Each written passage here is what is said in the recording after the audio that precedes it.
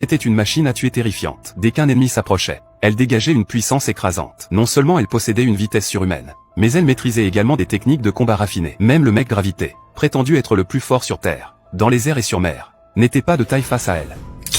Un éclair de feu jaillit, et la femme pilotant le mécha perdit connaissance sur le coup. Le mécha perdit immédiatement toute source d'énergie. Alors que l'escouade pensait enfin pouvoir se relaxer, un gaz vert jaillit soudainement de l'intérieur du mécha. Puis, tel un démon, il se remit debout une fois de plus. Cette scène laissa Jack totalement abasourdi, mais la machine semblait l'avoir verrouillé comme cible. La seconde suivante, elle se rua sur lui à toute vitesse. Ce coup violent plongea le système du Gravity Mecha de Jack dans le chaos. Par instinct, il tenta de battre en retraite, mais le mécha lui saisit la gorge, au moment précis où il s'apprêtait à l'achever.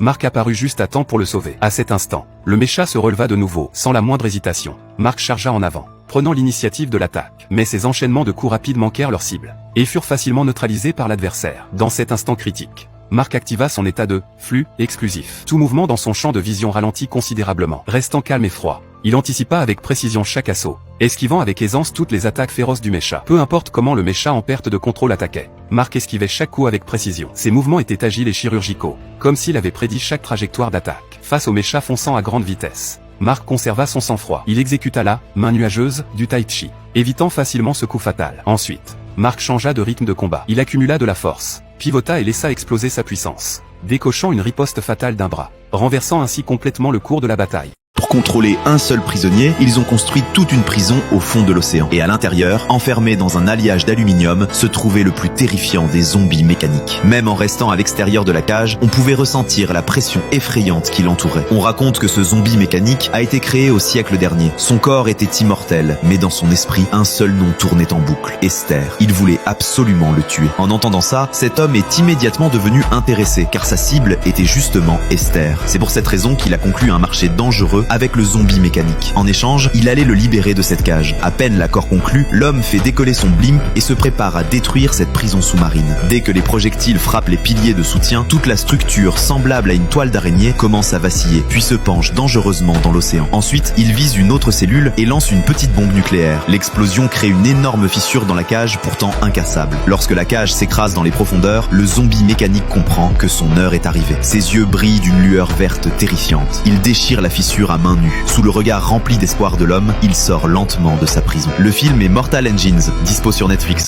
Ce garçon avait aidé un vieil homme, et la femme du vieil homme le récompensa en lui donnant les pouvoirs de Thor. Quand il rentra chez lui, il sentit son corps grandir. Il grandissait tellement que ses vêtements devenaient trop serrés. Le lendemain à l'école, quand son ami lui demanda de réparer son vélo, il plia accidentellement la roue à main nue. En sentant une énergie semblable à la foudre parcourir son corps, il dépensa beaucoup d'argent pour fabriquer un marteau comme celui de Thor. Il le lança dans les airs et essaya de le faire revenir dans sa main. Mais peu importe le nombre d'essais, le marteau ne revenait jamais. Quand il redescendit de la montagne, il le retrouva à 3 km de là, près d'une petite rivière. Il alla voir une vieille femme et lui montra le marteau. Elle lui expliqua que le marteau de Thor était l'arme la plus puissante du monde ancien et qu'aucun forgeron ordinaire ne pouvait le fabriquer. Puis elle lui parla d'une flamme éternelle qui brûlait depuis des siècles et que peut-être cette flamme pourrait l'aider à forger le vrai marteau. Soudain, le garçon remarqua quelqu'un dehors en train de les observer. La vieille femme lui demanda de la retrouver sur la montagne au lever du soleil. Puis elle disparut. Quand il rentra chez lui, il remarqua que son frère n'était toujours pas revenu. En partant le chercher, il découvrit une étrange flamme en train de brûler dans la forêt. Au même moment, la vieille femme se retrouva face au même homme qui les surveillait plus tôt. Comprenant immédiatement le danger, elle baissa la tête, embrassa son collier et l'instant d'après se transforma en faucon puis s'envola. La série est Ragnarok, dispo sur Netflix.